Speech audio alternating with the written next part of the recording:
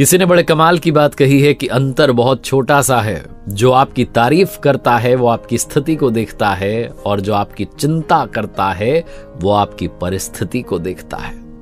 नमस्ते, मैं हूं आरजे कार्तिक। एक बड़ी छोटी सी कहानी सुनाता हूं प्रवीण नाम के उस दुकानदार की, जो दवाइयों की शॉप लगाता था, केमिस्ट था, और 10 साल से इसी इंडस्ट्री में था, इसी काम को कर रहा था। तो उसे दवाइयों की बहुत अच्छी समझ थी। उसकी दुकान को अकेला संभालता था। दुकान में कौन सी दवाई कहाँ रखी है, किस चीज़ की दवाई, ये सब पता होता था उसे। वो एकदम तुरंत जो है दवाई ला करके देता था कस्टमर्स को, और कस्टमर्स के बीच में बहुत अच्छा उसने ट्रस्ट डेवलप कर लिया था।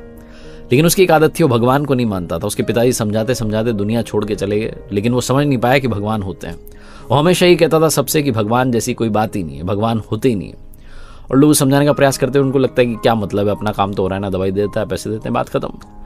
एक आदत और थी प्रवीण की, वो ये कि जब भी उसको खाली समय मिलता दोस्तों के साथ ताश खेलने में बैठ जाता था। उसकी दुकान पर कई बार दोस्त आते थे, जब कोई कस्टमर नहीं होते ताश खेलना शुरू कर देते थे। एक दिन ऐसे ही शाम का समय था, उसके दोस्त आ गए।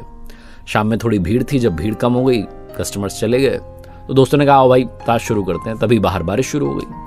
अब बाहर बारिश हो रही थी, दोस्त जा भी नहीं सकते थे घर पर, दुकान पर कोई था भी नहीं, तो उन्होंने ताश खेलना शुरू कर दिया। अब ताश खेल रहे थे, तभी एक बच्चा जो है भीगता हुआ बारिश में दौड़ा चला आया, अंकल अंकल मुझे दवाई चाहिए। और प्रवीण जो था ताश खेलने में इतना मशगूल हो रखा था कि उसका मन नहीं था कि ताश खेल करके उठें और उसको दवाई दें।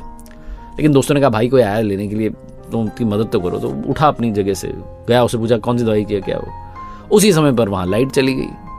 अब लाइट चली गई, एक तो इसका मन जो था उदास हो गया कि ताश नहीं खेल पा रहे हैं, दूसरा लाइट चली गई, दिमाग और ख़राब हो गया। इसने कहा ये बच्चा क्या परेशान करने आ गया। बोले क्या हो गया। बोले मेरी माँ बीमार है और सब दुकानें बंद हो रखी हैं, बारिश में आप ही की दुकान खुली दिखी, मुझे तो बड़ी उम्मीद है आप दवाई दे दीजिए, मेरी माँ को बचा लीजिए। छोटा सा बच्चा था। उसे पूछा क्या हो रहा है, वो फटाफट से दवाई की एक शीशी ली और दे दी उसको। और दोस्तों ने कहा भाई अब तो लाइट भी चली गई, अब कहाँ ताश खेलेंगे, हम भी निकलते हैं। तो धीरे धीरे करके दोस्त भी जाने लगे, और इसको भी लगा कि दुकान बंद करके ही चलता हूँ, इतनी बारिश हो रही है कौन आएगा। तभी लाइट आ गई, और जब लाइट आई और इसकी नजर पड़ी तो इसने अपना सिर पकड़ लिया। इसने उस छोटे बच्चे को जो शीशी दी थी वो चूहे मारने की दवा थी। जिस बीमारी की दवा देनी थी वो बॉटल जो थी दवाई की वो तो वहीं रखी हुई थी। इसका दिमाग खराब हो गया कि वो छोटा बच्चा पता नहीं कौन था, कहाँ से आया था, अपनी माँ के लिए दवाई लेके गया, उसको तो पढ़ना भी नहीं आता होगा, पता नहीं वो अपनी माँ को दवाई ना दे दे, चूहे मारने की दवा है, उसकी माताजी रहेंगी नहीं, माताजी दुनिया छोड़ के चली जाएंगी, मैं 10 साल से इस बिजनेस को कर रहा हूँ, लोग क्या कहेंगे, बहुत कुछ उसके दिमाग में चलने लगा। उसको समझ नहीं आ रहा था क्या करूं। फिर उसे याद आई पिताजी की वो बात जो पिताजी कहते थे। दुकान में पीछे की तरफ घूमा तो वहां ऊपर की तरफ भगवान श्री कृष्ण जी की एक छोटी सी मूर्ति लगी हुई थी। धूल लग गई थी उस पर, क्योंकि ये तो पूजा पाठ करता नहीं था। इसके पिताजी कहते थे कि कभी संकट आ जाए ना, तू तो मानता नहीं भगवान को, लेकिन संकट आ जाए तो एक बार बस हाथ जोड़ के प्रार्थना कर लेना, सब समझा देंगे, सब सुलझा देंगे, एक बार इनको बोल देना। प्रवीण को लगा तो कुछ ऑप्शन है भी नहीं, यही है जो भी है। हाथ जोड़ करके आंखें बंद की ही थी, वो बोल ही रहा था कि बचा लेना भगवान, कभी मैंने माना नहीं कि आज मैं आपसे कह रहा हूं। तभी वो बच्चा दौड़ते हुए आया, कह रहा अंकल अंकल वो मेरे को दूसरी बॉटल चाहिए, मेरे पास में पैसे नहीं, लेकिन मुझे दूसरी शीशी दे दो।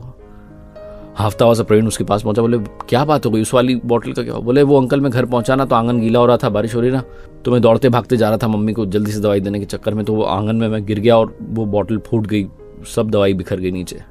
प्रवीण ने कहा बस जाकर के उसको ना बाद में साफ कर देना, और तुम चिंता मत करो, मैं तुम्हें दूसरी बॉटल देता हूँ।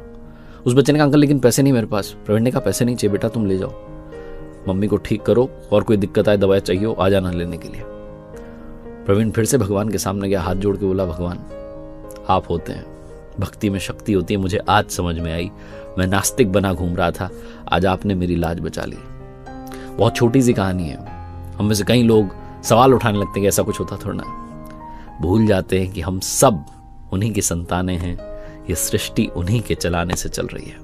भरोसा बनाए रखिए, कृपा अवश्य आएगी। एक बार फिर से वही बात जो अक्सर कहता हूं, कर दिखाओ कुछ ऐसा कि दुनिया करना चाहे आपके जैसा। मैंने अपनी